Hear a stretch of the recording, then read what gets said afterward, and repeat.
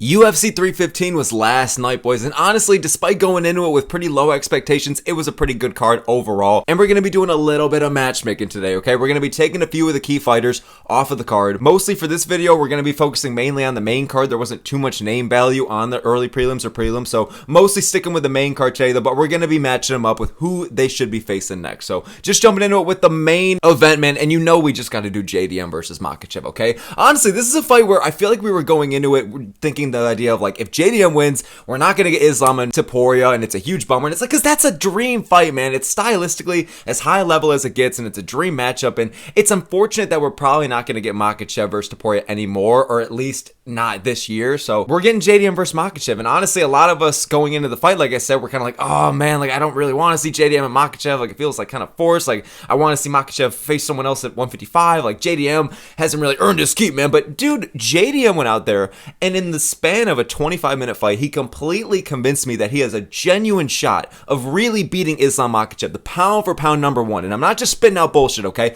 I'm saying these for good reasons, because Belal Muhammad, I think that he lacks a lot of the finishing ability that Makhachev has. I think Belal has solid boxing. He's got a solid jab. He's good at moving forward. He's a good pressure fighter. And obviously, we all know how good the wrestling is. But dude, I feel like on the feet, JDM was outstriking him and piecing him the hell up. And I feel like on the ground, I mean, didn't he stuff down every single one of it? Not every single one of his takedowns. I'm pretty sure Belal got a couple in the later end of the fight. But for JDM to go out there and just show that this dude, he's only 28 years old too. This guy's one of the most well-rounded welterweights there is. And we were not talking about it like that before the fight, man. There were so many people before saying, oh, JDM, look at how he had to handle the Gilbert Burns fight. This guy's going to do nothing when he faces a Makhachev or a Belal. Dude, seeing him stuff most of Belal's takedowns, and I rate Belal's wrestling pretty high, to be honest, or his skill set in general overall. Like, Belal, I think, is a pretty fucking good fighter, even though he's annoying as shit, but I think he's good at fighting. So, especially with the cardio and the pressure and the wrestling, for JDM to go out there and the Craig Jones work just really paying off, and he was so efficient with the takedown defense and just with the defensive grappling in general. Don't get me wrong, like, Belal did get him down, like I said, a couple of times, but man, JDM has urgency, but he also is so calm in there and like these uncomfortable situations, and he just popped right the fuck back up relatively quick. So JDM, that performance really stood out to me, and now I thought that Makhachev would have been some minus 800, but now after seeing that fight, I really think that this could be kind of relatively close odds. Makhachev is going to be a favorite for sure, probably a big favorite, but I don't want to see any bullshit where it's like, oh, Makhachev's going to go out there and just smoke this guy. Oh, but like, I don't think that's the case anymore, man. Makhachev has a real test on his hands right now. Like Belal, the fact that JDM beat Belal, specifically someone who's trained with Islam, has a similar style, I just think, again, Belal lacks the finishing ability and kind of just like, you know, he is a pressure fighter and he is a good wrestler, but Islam Makhachev, I feel like, is just the more perfected fighter, like just the more skilled. Like Belal's good, but I feel like Islam is just a level above, you know what I mean? And that's weird to say, like that there's levels at championship level, but you're dealing with a pound for pound number one versus Belal Muhammad, who couldn't even get a title defense in, you know what I mean? So both great, but Makhachev like is, I guess, I don't want to say stylistically very similar to Belal, but like they do share a lot of the same strengths, you know what I mean? I just think Makhachev is a lot more comfortable on the feet, has better finishing ability, all that shit, you know what I mean? JDM, he has a real shot here. After seeing that performance last night, I'm definitely a lot more hyped in this fight than I would have been, but this is what we're getting.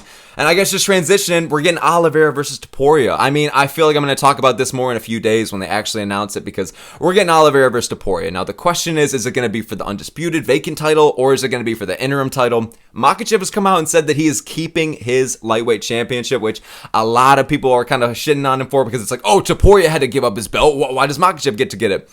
I get it coming from both sides, because Makhachev defended the belts a lot more, but also like Topuria already cemented. Like he just knocked out Volk and Holloway and vacated the belt. So you could argue that the dude does kind of just, you could just give him a shot. You know what I mean? But this is what we're getting, man. And honestly, it's a good fight, Oliveira versus Topuria, but I just know that all of us kind of would have rather seen Makhachev. Not all of us, because I'm sure there are some people that prefer Oliveira versus Topuria. But honestly, man, at the end of the day, Makhachev seems like he's going to be keeping this strap and he's going to be trying to defend both belts. And maybe because like he has a good relationship with Dana and he's proven to be, I guess, fucking reliable, like, and he is the pound for pound number one, like, maybe that's why they're letting him keep the belt and Topuria had to vacate. But in the words of the man that Topuria knocked out brutally, hey, you know, it is what it is, brother. So dude, This fight, it's good, it's a dream, it's an S tier scrap. Honestly, like, they are two of the most, other than like an Arman Tsarukyan, like, they're two of the most deserving contenders you can get right now for 155, which is a stacked division. Stylistically, it's a dream fight. They both have great finishing ability. Oliveira is one of the most dangerous submission artists of all time. Topuria came into the UFC with just insane grappling, but now he's developed into one of the most well-rounded fighters pound for pound and has insane knockout ability. And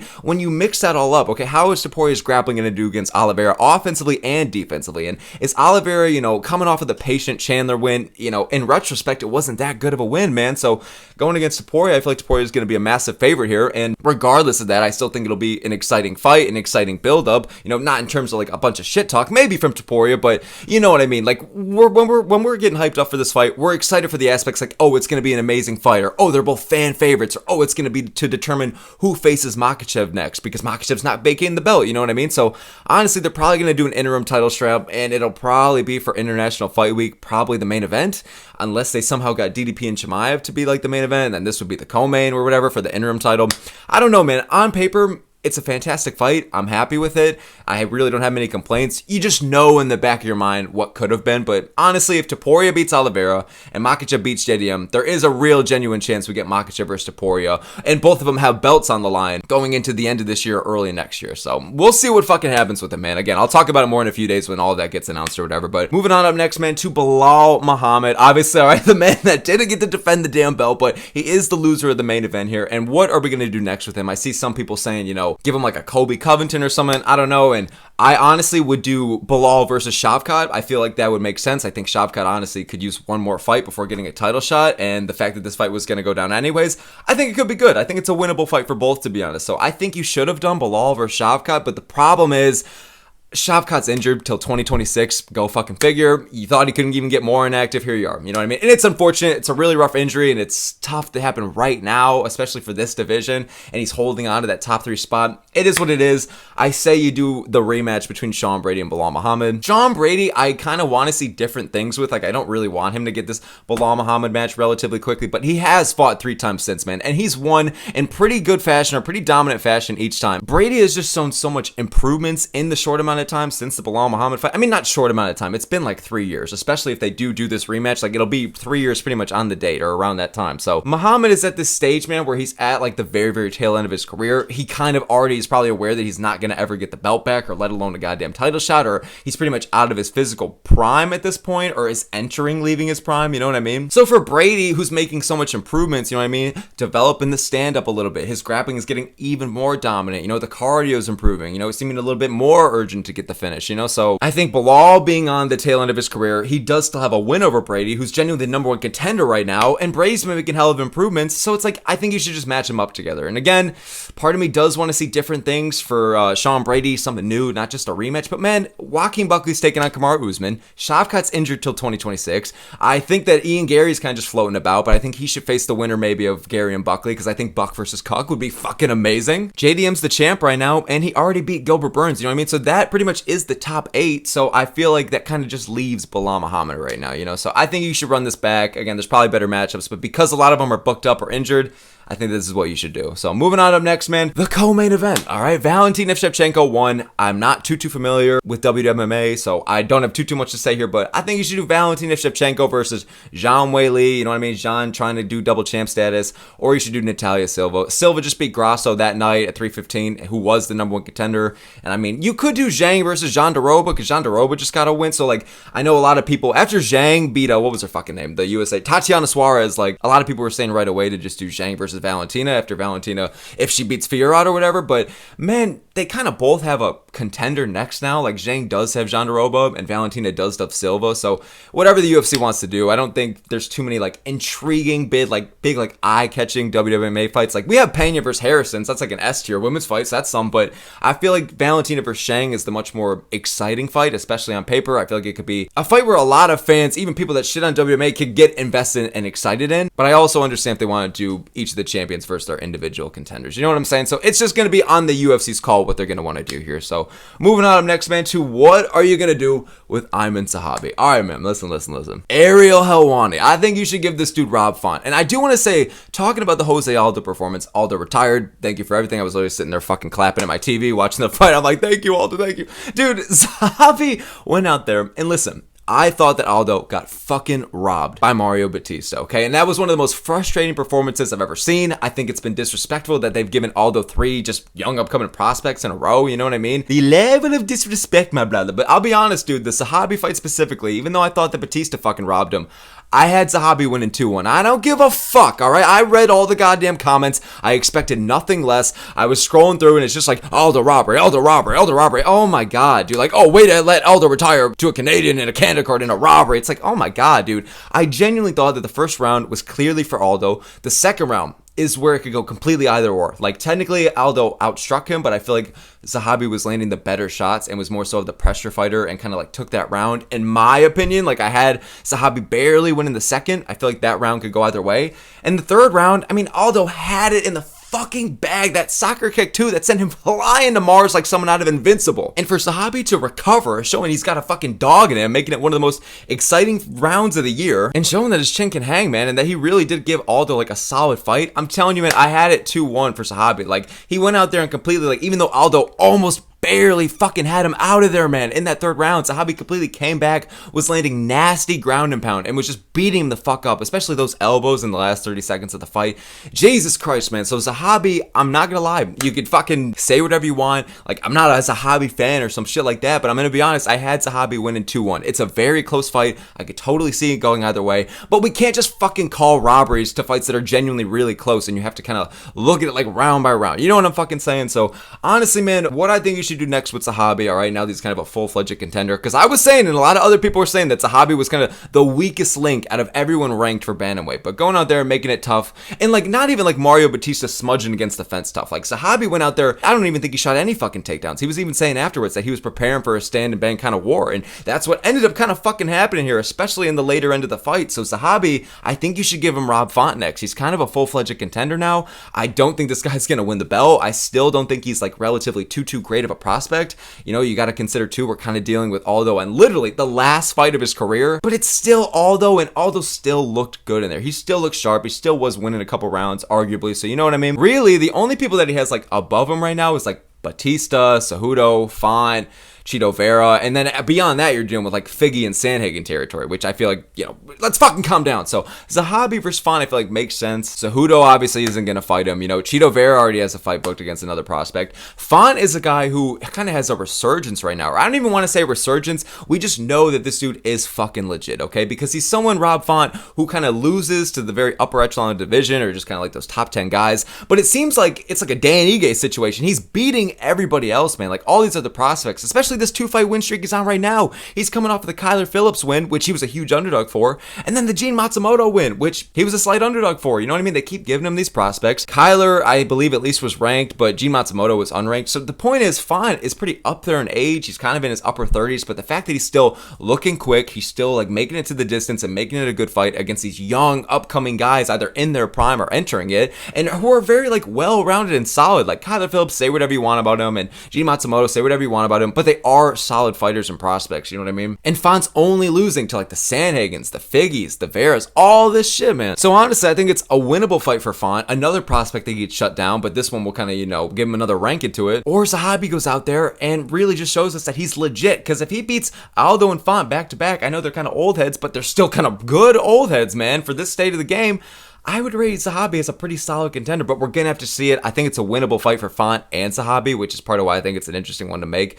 We'll have to see it, though, man. I feel like it could end in some kind of, you know, maybe a knockout here, or maybe just kind of a back-and-forth stand-up bang. I don't know, man, but we'll have to see it, man. Zahabi definitely, I know it's controversial, all right, whatever, but I did have him winning 2-1, all right? And I honestly, you know, I got to rate him solidly now. You know, nothing too crazy, but still. Moving on, up next now, man, to Benoit Saint Denis. What are you going to do with BSD, man? I think you should give him Grant Dawson next. Now, don't get me wrong, wrong. I'm happy for BSD that he won and got back in the win column, but I'm not gonna lie. I mean, he got a round 2 submission, and that was good, and for the most part of the entire fight, he was very dominant. Propolek barely had fucking anything for him. But BSD, man, the hands are still down, the chin's still up in the air, like he's still looking kind of slow out there, and it's like, I had BSD, like before the Joel Alvarez fight, Alvarez pulled out, BSD was gonna be like an underdog pick at the card I was gonna have. Like I was gonna go with BSD, and even though he beat Propolek, and honestly I feel like that performance showed me that Alvarez was gonna go out there and smoke him, and a lot of people were saying that. But BSD, man, like, and I was hearing too in the week of, like, he doesn't even really have a training camp until right now. Like, he didn't even have a coach for the Moicano and the Poirier fight. And I'm like, oh, dude, like, I mean, BSD, man, he's still young. Like, he's still, kind of solidly well-rounded. Maybe he can make a turnaround here, But, man, I don't need him to go and shut down Propolek in the first minute of a fight. I'm not trying to be fucking unrealistic or ask too much. But BSD, man, like, I think that this is a guy who I don't think he's going to beat a lot of guys in the lightweight rankings. And Grant Dawson, KGD, in my opinion, is one of the most underrated fighters on the roster pound for pound. This dude's like 11-1 or 12-1 in the UFC, with the only loss being to Bobby Green. God damn it, Bobby. God damn it, Bobby. So Dawson, man, I get that he got caught, and I get that, sometimes it's not the most exciting fight in the world, but I feel like Dawson is underrated, man. I feel like his wrestling is very, very legit. And I don't say that lightly, because I know USA Wrestling has been flopping a lot lately, you know what I mean? Especially at the higher level. But Dawson, I trust in it. I feel like in his last fight against Diego Ferreira, he showed a lot of improvements in the striking. I just think he needs to kind of tweak a few things, like work a bit on the cardio, continue to develop the striking, People just kind of focus too much sometimes on like the smudge fest performances and shit like that. But I feel like Dawson's skill set's underrated. It's a winnable fight for him. And BSD, for as good as I think Dawson is, it's a winnable fight for Benoit as well. And it's a way for both these guys. I mean, Benoit's ranked 13. I don't think he's going to fucking move up after that win over Propolek. And Dawson's ranked 14. Dawson's a guy who the UFC doesn't seem too crazy about him, It's a people forget, man, kind of fighter. So it's like, I don't think they're going to be crazy about giving him, like, I know, like, I see KGD, he's trying to make a big Chandler call out. He's really trying to get that fight. And honestly, I think that's a good matchup. I think you could totally make that. I just don't think the UFC likes Dawson enough to give him, like, a Chandler win, because after you beat Chandler, it's kind of a big fucking statement. And for as much as I like Grant Dawson, I don't think the UFC is as enthusiastic. So I don't know if they're going to do that, I mean, this guy's in a 3-fight win streak right now since he lost to Bobby Green. And he still is probably, maybe even not going to get a next ranked opponent. But hopefully he does. And if he does, I think it should be Benoit Saint Denis. Because it's a winnable fight for both. They're kind of like testing each other to who can kind of get kicked out of the rankings here and who's legit enough to hang, So, and I feel like honestly the grappling exchanges and the scrambles would be pretty fucking fun to watch. I feel like with Benoit's power on the feet, he could totally take out the lights of Grant Dawson, especially that God damn it Bobby did as well. But the fact that, BSD, he's solid defensively on the ground, even offensively. But Dawson, it's going to be interesting to see, can he get the better of him? Is his wrestling good enough to not only dominate Benoit on the ground, but to get him out via submission? We did see it get done before with Moicano beating him up with fucking mean ground and pound, So we'll have to see, is Dawson's ground and pound or is his wrestling in general on the level of a guy like Moicano? We'll have to see it, man. But I think it's a good fight. I feel like Benoit can win via knockout. Dawson can win via ground and pound or sub. We'll have to see it, but I feel like who's going to earn their spot, So moving on to the last one we got here, man. Again,